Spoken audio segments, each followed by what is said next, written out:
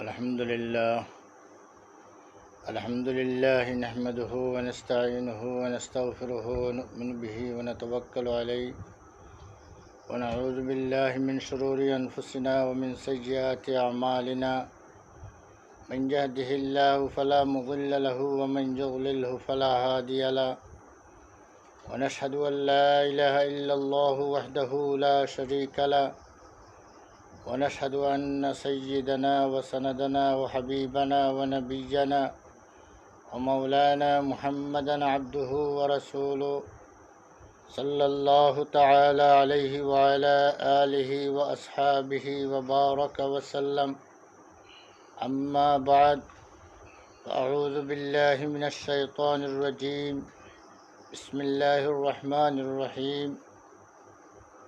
اتل ما أوحي إليك من الكتاب وأقم الصلاة إن الصلاة تنهى عن الفحشاء والمنكر ولذكر الله أكبر والله يعلم ما تصنعون. আলহামদুলিল্লাহ, আল্লাহ পাকের লক্ষ কোটি শুকরিয়া। আজকে আমরা তারাবির নামাজ পড়িয়া এরপরে আল্লাহর দ্বীনের কিছু আলোচনা করার জন্য আমরা কিছু সময় যে ব্যয় করতাম পারছি, আল্লাহ পাকে আমরা তৌফিক দিছেন, এটার লাগে শুকরিয়া আদায় করি আলহামদুলিল্লাহ। ইমানদারের জন্য ইমানের পরে সবচেয়ে বড় যে হুকুম, যে বিধান, সেই বিধানটা হইল নামাজ। একজন মুমিনের জীবনে নামাজ যত বেশি পড়তে হয় অত বেশি আর কোনো ইবাদত করতে হয় না। নামাজ বাদে রোজা বৎসরে 1 মাস রাখতে হয়। এরপরে যাকাত বৎসরে 1 বার আদায় করতে হয়। হজ সারা জীবনে 1 বার আদায় করতে হয়। কিন্তু নামাজ এমন একটা ইবাদত, যে ইবাদতটা রোজ 5 বার করতে হয়। একজন ইমানদার সে তার জীবনে কোনো একটা দিন এমন নাই যে দিনের মধ্যে নামাজ নাই। এই নামাজ এত বেশি আমল করতে হয়, যে কারণে নামাজের মধ্যে যত ত্রুটি হইব, জীবনে হিসাব করলে অত বিশাল অঙ্কের ত্রুটি বাহির হইব। আর যদি নামাজ যত পরিপূর্ণ করিয়া করা যাইব, জীবনে হিসাব করলে দেখা যাইব বিশাল নেকির ভাণ্ডার জমা হয়ে গেছে।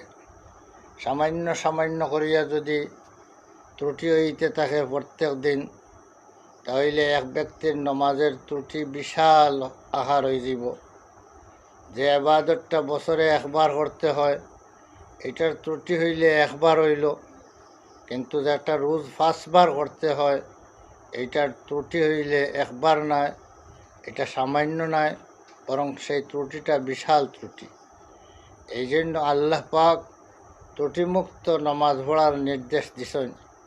আকিমিস সালাহ উতলু মা উহিয়া ইলাইকা মিনাল কিতাব ওয়া আকিমিস সালাহ। নবী করিম সাল্লাল্লাহু আলাইহি সাল্লামের আল্লাহ পাকে 2টা নির্দেশ দিলা। একটা হলো, হে নবী, আপনার কাছে যে ওয়াহি নাজিল করলাম, যে কোরআন আমি ওয়াহির মাধ্যমে আপনার কাছে আমি অবতীর্ণ করছি, সেই কোরআন আপনি তিলাওয়াত করেন। অর্থাৎ এই কিতাবটা যেভাবে আমি নাজিল করছি ওইভাবে আপনি তিলাওয়াত করিয়া উম্মতরে শিক্ষা দেন। কোরআন এমন একটা কিতাব, যে কিতাবটা আপনার বুঝিয়া পড়লেও সওয়াব হয়, না বুঝিয়া পড়লেও সওয়াব হয়।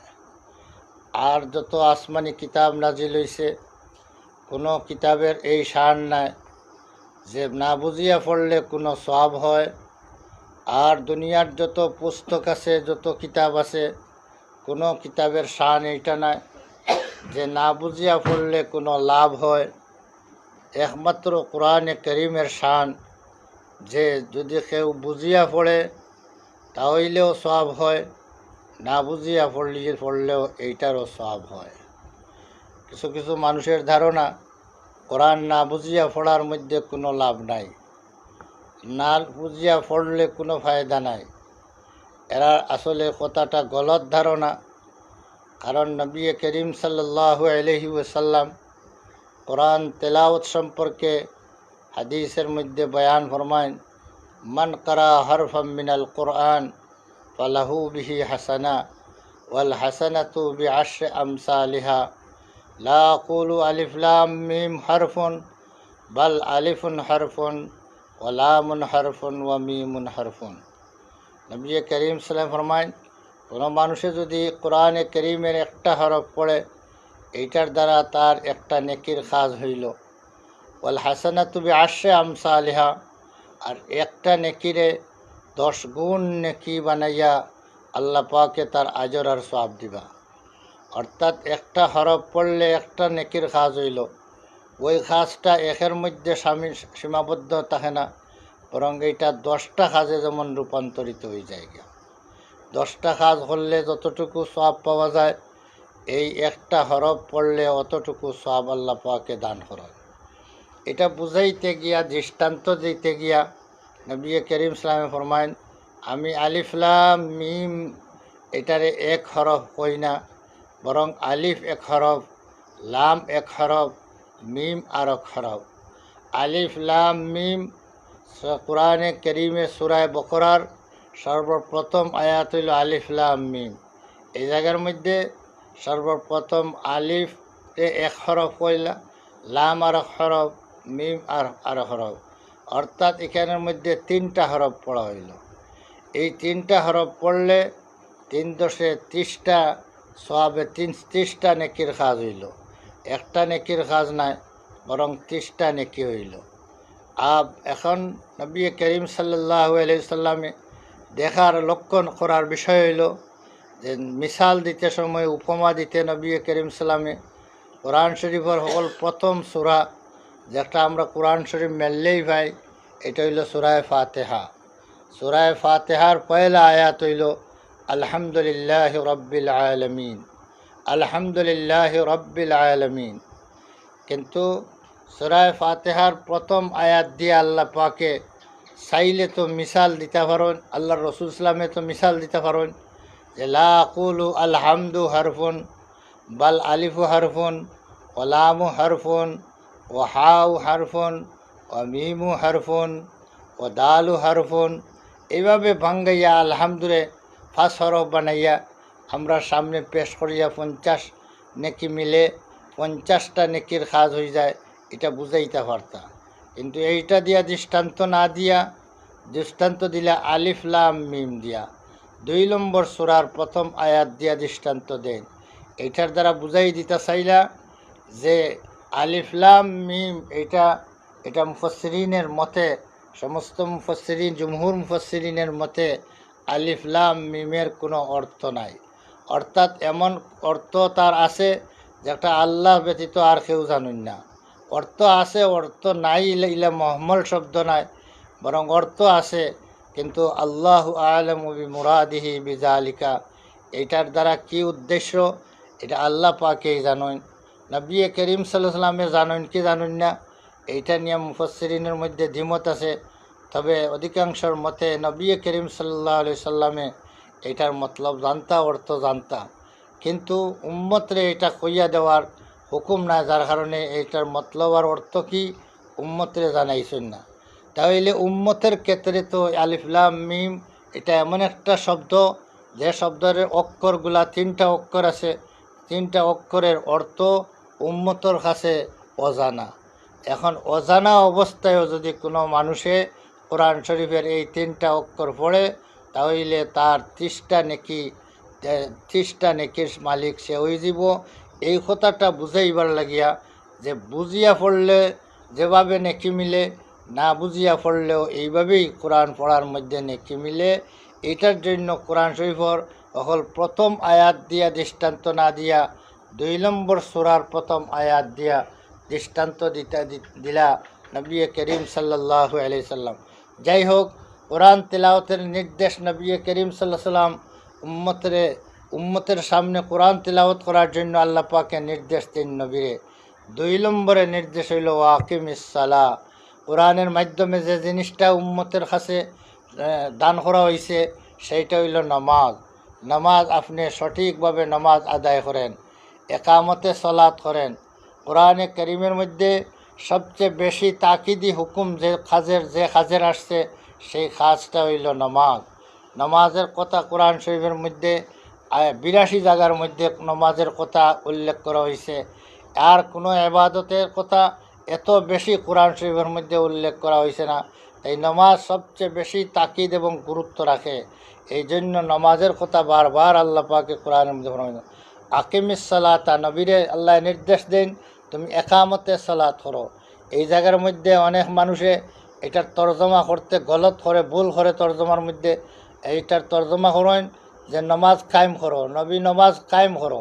একামতে সালাতের অর্থ নমাজ কায়েম করা নাই, বরং একামতে সালাতের অর্থ হইল, একামত শব্দের অর্থ হইল গিয়া কোনো জিনিসকে একেবারে সোজা খাড়া করার নাম একামত। বিলকুল সোজা খাড়া করার নাম হইল একামত। তাই কোনো বস্তুরে তার মধ্যে কোনো বস্তুটা এমনভাবে খাড়া করা যে এর মধ্যে কোনো ধরনের কোনো বাকাত নাই, কোনো ধরনের বাজ নাই, এমন সোজা খাড়া করার নাম হইল একামত। তাই নমাজরে একামত করো, এর অর্থ হইল নমাজরে এমনভাবে খাড়া করো যে নমাজের মধ্যে কোনো ধরনের খুঁত আর কোনো ধরনের ভাঁজ যাতে না থাকে। সেই নমাজের মধ্যে কোনো বাজ নাই, কোনো খুঁত নাই, এমন নমাজ যদি কেউ পড়ে এইটার নাম এইটারে একামতে সালাত হয়। নবীরে আল্লাহ পাকে নমাজ পড়ার নির্দেশ না দিয়া একামতে সালাতের নির্দেশ দেন, হে নবী তুমি নমাজের একামত করো, অর্থাৎ এমনভাবে নমাজ আদায় করো যে নমাজের মধ্যে কোনো ধরনের ত্রুটি বিচ্যুতি না থাকে। ফরজ থেকে লিয়া নমাজের মধ্যে অনেক বিধান আছে, নমাজের মধ্যে ফরজ আছে, নমাজের মধ্যে ওয়াজিব আছে, নমাজের মধ্যে সুন্নত আছে, নমাজের মধ্যে মুস্তাহাব আছে, নমাজের মধ্যে আদাব আছে। এইগুলার লক্ষ্য করিয়া নামাজ আদায় করার নাম হইল একামতে সালাত। পরিপূর্ণ, বাট্টি কথায় পরিপূর্ণ নামাজ, যে নামাজের মধ্যে কোনো ধরনের কোনো বিধানের কোনো ত্রুটি হয় না, এমন পরিপূর্ণ নামাজ পড়ার নাম একামতে সালাত। নবীর আল্লাহ নির্দেশ দেন আকিমিস সালাতা, এ নবী একামতে সালাত করো, অর্থাৎ নামাজরে পরিপূর্ণভাবে আদায় করিয়া যাও। এই পরিপূর্ণ নামাজ আদায় করার জন্য নবীরে নির্দেশ দেন। এটা কিসের জন্য নির্দেশ দেন? নবী নমাজ পড়িয়া শুধু নবীর জন্য নয়, নবী আমল করবা, নিজে সব পাইবা। এর সাথে সাথে নবী করিম সাল্লাল্লাহু আলাইহি সাল্লামের আমল দেখিয়া উম্মতেরও সেই মোতাবেক নামাজ বানাইব। উম্মতের নবী করিম সাল্লামের নির্দেশ দেন সাল্লু কামা রাআইতুমুনি উসাল্লি, তুমি তাই আমারে যেভাবে আমি নামাজ পড়তে দেখো, আমি যেভাবে নামাজ পড়ি, তুমি তাই এইভাবে নামাজ পড়ো। আগে আল্লাহ নির্দেশ দিলা নবীর একামতে সালাত করো, অর্থাৎ বিলকুল সুজা নামাজ করো।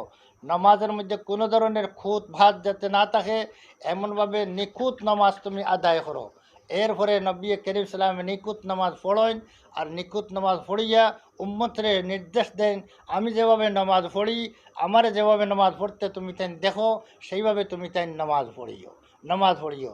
এই কারণেই নামাজ এটা কোনো আমল একজন মানুষের শুদ্ধ হইতে গেলে শুধু কিতাবি ইলমের দ্বারা, শুধু জানার দ্বারা শুদ্ধ হয় না। এটা হইল প্র্যাকটিক্যাল যেটা যারে হয়, এটা আমলি ট্রেনিং যেটা যারে হয়, এই আমলি ট্রেনিং ব্যতীত কোনো জিনিসের পরিপূর্ণ ইলিম হাসিল হয় না। তাই কোরআনের নির্দেশ দ্বারা আল্লাহ পাকে একামতে সালাতের নির্দেশ দিছেন, এবং নবীর আমলের দ্বারা নবী আমল করিয়া উম্মতরে দেখাইয়া দিছেন একামতে সালাত কিভাবে হয়। তাই এবং নবী করিম সাল্লাম উম্মতরে নির্দেশ দিলা আমি যেভাবে একামতে সালাত করলাম, তুমি তাই আমার দেখা দেখি সেইভাবেই একামতে সালাত করো। এতে বোঝা গেল যে শুধু কোরআনের বয়ানের দ্বারা, শুধু কিতাবের ইলমের দ্বারা একজন মানুষের পরিপূর্ণ দিন শিখতে পারে না, যত সময় পর্যন্ত তার লগে সহি মুআল্লিম একজন সাথে না থাকেন। উস্তাদের মাধ্যমে সেই কিতাবের সহি সমুজ হইতে হইব। শুধু কিতাব পড়িয়া একজন মানুষ আলিম বলতে পারত না যতক্ষণ পর্যন্ত সহি মুআল্লিম সহি উস্তাদ তার সাথে না থাকেন। এ কারণেই উস্তাদের প্রয়োজন। আল্লাহ শুধু কোরআনের দ্বারা যদি হেদায়ত হয়ে যাইত, তাহলে আল্লাহ পাকে কোরআন আরবের মানুষে কোরআন আরবি ভাষায় নাজিল হইছে। মক্কা শরীফের উপরে কোরআন নাজিল করিয়া জিব্রিল দিয়া আওয়াজ দিয়া জানাই দিতা মক্কাবাসী তোমরা কোরআন দেখি দেখি আমল করো। কিন্তু আমল এইটা কোরআন দেখি দেখি আমল করলে এটা আমল সম্ভব হইতো না, সহি হইতো না। এটারে এ কারণে নবী লোকে ফাটাইয়া দিচ্ছেন আল্লাহ পাকে, যাতে আমল দেখিয়া দেখিয়া কিতাব দেখিয়া দেখিয়া নাই, বরং নবীর আমল দেখিয়া দেখিয়া আমল করতা। কিতাবের দ্বারা ইলিম হইব কি কিতা করতা, কিন্তু এই জিনিসটা কিভাবে করতে হইব, বাস্তবে কিভাবে করতে হয়, এটা আর একজন আমলদাররে দেখিয়া দেখিয়া করতে হয়। এ কারণে আল্লাহ পাকে এটার এখন আমলি নকশা কোরআনে করিমের আমলি নকশা যেটা, এইটাও আল্লাহ পাকে নবী পর্যন্ত শেষ করছেন না, নবী পর্যন্ত শেষ সীমানা দিচ্ছেন না, বরং নবীর পরে সাহাবায়ে কেরাম, সাহাবার পরে তাবিঈন পরে তবে তাবিঈন, এইভাবে কিয়ামত পর্যন্ত একগুলো মানুষে আল্লাহ পাকে রাখবা যারা কোরআনে করিমের সহি আমলি নকশা তারা জিন্দগিতে থাকবো। তারার আমল দেখিয়া দেখিয়া অন্যান্য উম্মতেরা অন্যান্য মানুষে যাতে জিন্দগি বানাইতে পারে, এটার ব্যবস্থা আল্লাহ পাকে কিয়ামত পর্যন্ত রাখিয়া থাকবা। এই কারণেই তো সূরা ফাতিহার মধ্যে আল্লাহ তাআলা কইছেন ইহদিনাস সিরাতাল মুস্তাকিম সিরাতাল্লাযিনা আনআমতা আলাইহিম। ইহদিনাস সিরাতাল মুস্তাকিম, সিরাতে মুস্তাকিম কোনটা? আল্লাহ সিরাতে মুস্তাকিমের উপরে আমরা চালাও, সিরাতে মুস্তাকিম আমরা দেখাও। এই কথার ব্যাখ্যা দিতে গিয়ে সিরাতে মুস্তাকিম কোনটা বলে আল্লাযিনা আনআমতা আলাইহিম, যে সমস্ত মানুষের উপরে আপনার নিয়ামত দিয়েছেন আপনি, মুনআম আলাইহিম, যাদের মধ্যে আপনি নিয়ামতে হেদায়ত যারা দান করছো এরার রাস্তায় আমারে চালাও। এই নিয়ামতের দান করছো খারের আল্লাহ নিয়ামত দান করছেন, হেদায়তের নিয়ামত সাইড গুলো মানুষের কথা অন্য আয়াতের মধ্যে আল্লাহ পাকে ব্যাখ্যা করছেন যে আল্লাযিনা আনআমা আল্লাহু আলাইহিম মিনান নাবিয়্যিন ওয়াস সিদ্দিকিন ওয়াশ শুহাদাই ওয়াস সালেহিন, যে নবী হল, সিদ্দিক হল, সোহাদা হল এবং সালেহিনের এই সাইড গুলো মানুষের মুনআম আলাইহিমের জামাত। এই মুনআম আলাইহিম জামাতের অনুসরণ করলে সিরাতে মুস্তাকিমের উপরে চলা সম্ভব হয়। মুনআম আলাইহিম যদি কিয়ামত পর্যন্ত মানুষের জন্য হেদায়েতের জরুরত আছে, কিয়ামত পর্যন্ত মানুষের সিরাতে মুস্তাকিমের উপরে চলার জরুরত আছে। তাই যেহেতু সিরাতে মুস্তাকিমের উপরে চলতে গেলে আরোগ্য মানুষের রাস্তা আল্লাহ হইয়া দিলা, তাই আরোগ্য মানুষ যদি কিয়ামত পর্যন্ত যদি না থাকেন, তাহলে যে যুগের মধ্যে এই সাইডগুলোর মাছ থাকিয়া কোনো একগুলো মানুষ থাকতা নাই, সেই যুগের মানুষের হেদায়ত হইতো নাই। এ কারণে কিয়ামত পর্যন্ত নবী তো আর আইতা নাই, নবীও হল আইতা নাই, সিদ্দিক হল আওয়া সম্ভব আছে কিয়ামত পর্যন্ত, যুগে যুগে সিদ্দিক হল আওয়া সম্ভব আছে, যুগে যুগে শহীদ হল ওয়া দিনের জন্য সোহাদা হল ওয়া সম্ভব আছে, যুগে যুগে সালেহিনের বিশাল জামাত তাকবা। এরার আমল দেখিয়া দেখিয়া উম্মতে যাতে আমল করতে পারে এবং সিরাতে মুস্তাকিমের উপরে চলতে পারে। এই জন্য নমাজের ব্যাপারে, নমাজ নমাজ এমন একটা গুরুত্বপূর্ণ কাজ, যে নমাজের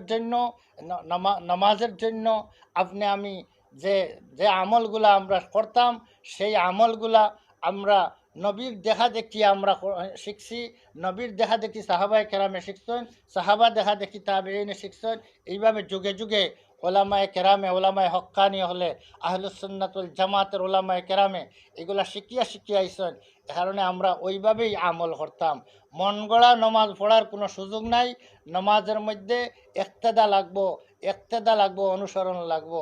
এই জন্য পরিপূর্ণ নমাজ পড়তে গেলে আপনার আরোগ্যর অনুসরণ করতে হইব। এ কারণে নবীর আল্লাহ এখন উতলু মা উহিয়া ইলাইকা মিনাল কিতাব ওয়া আকিমিস সালাহ ইন্নাস সালাতা তানহা আনিল ফাহশাই ওয়াল মুনকার।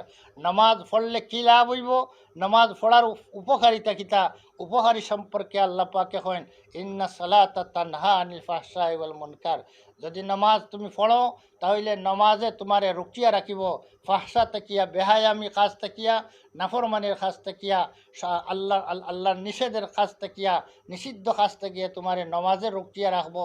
এই আয়াতের দ্বারা বোঝা গেল নমাজ যদি ইসলামের মূল জিনিসটা যেটা আমলের ক্ষেত্রে যে জিনিসটা সবচেয়ে বড় এবং প্রধান হইল গিয়া নমাজ, আর নমাজটারে যদি কোনো মানুষে যদি ফড়িলায় তাহলে সেই ব্যক্তিরে অন্যান্য শরীয়তের অন্যান্য কাজগুলা করা তার জন্য সহজ হয়ে যাব গিয়া।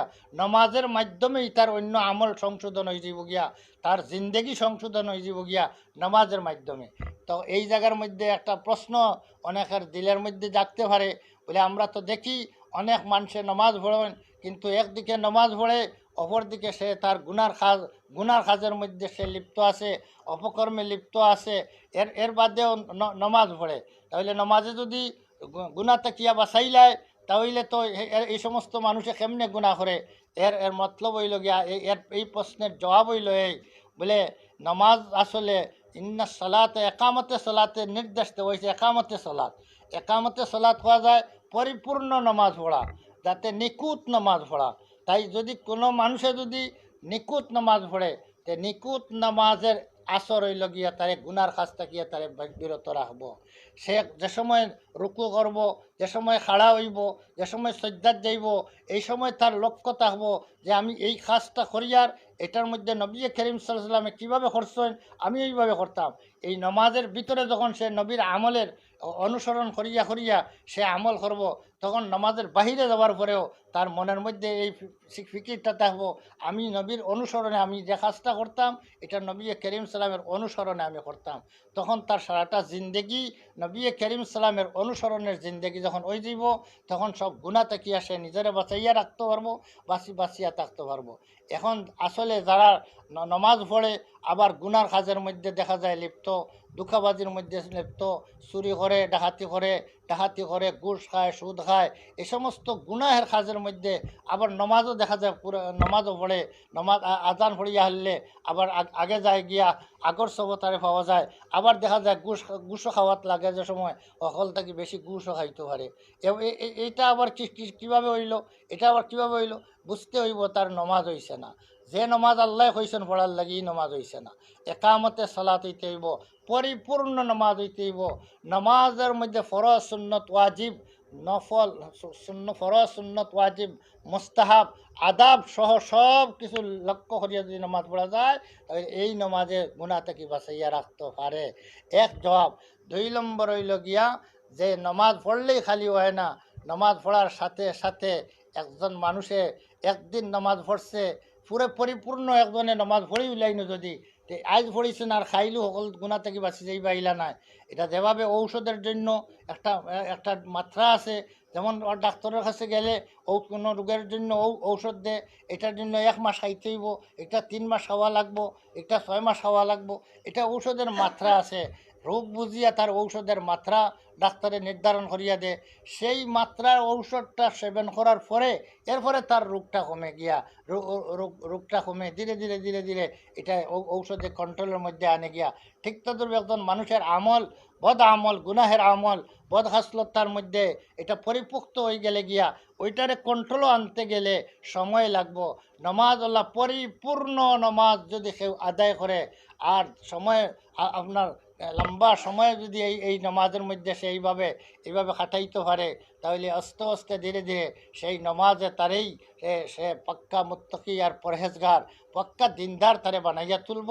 এই কারণে আমরা বুঝতে হইব যারা এইগুলা করে না তার মধ্যে নমাজের মধ্যে ত্রুটি আছে, না নমাজের মধ্যে ত্রুটি আছে। আর যদি কেউ নমাজ পরিপূর্ণ পড়িয়েও থাকে তাহলে তার নমাজের এখনও ডোজ পুরা হয়েছে না, তার একটা সীমা আছে, সীমা পুরা হয়েছে না। এরপরে ইনশাল্লাহ এই নমাজে তারে সংশোধন করে দিব।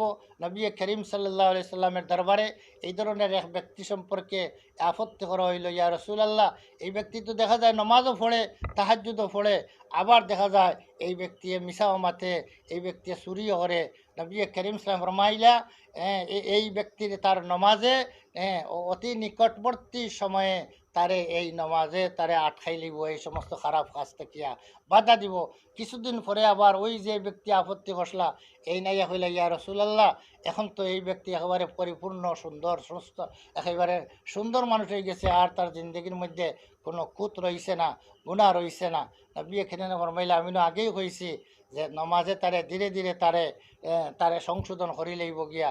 এতে এই হাদিস দ্বারা বোঝা গেল যে নমাজ আজ পড়লাম আমার খাইল ফাক্কা ফাক্কা মুসলমান হয়ে যাই তা নাই, বরং নমাজ আজ ফাক্কা নমাজ পড়ি, আর এই নমাজের উপরে ট্রেনিং করতে করতে পড়তে পড়তে এক সময় ওই হইবা যে এই নমাজেই একজন মানুষের জিন্দগি সারাটা জিন্দগি সুন্দর হয়ে যাব।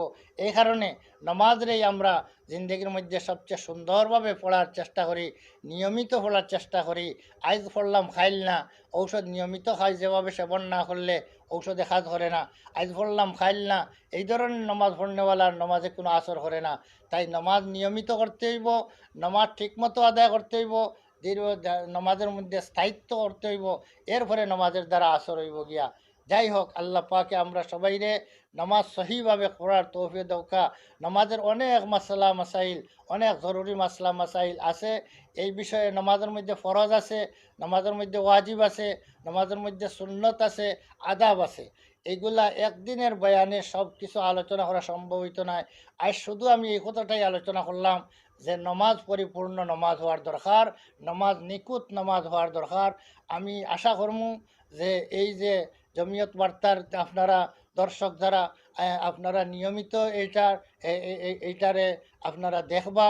আমি এইটার মধ্যে প্রোগ্রামের মধ্যে আমি আরও কালকেও আমি 10টার সময়, রাত্রে 10টার সময় এইটা নিয়ে মাসলা মাসাইল নিয়ে আলোচনা করমু।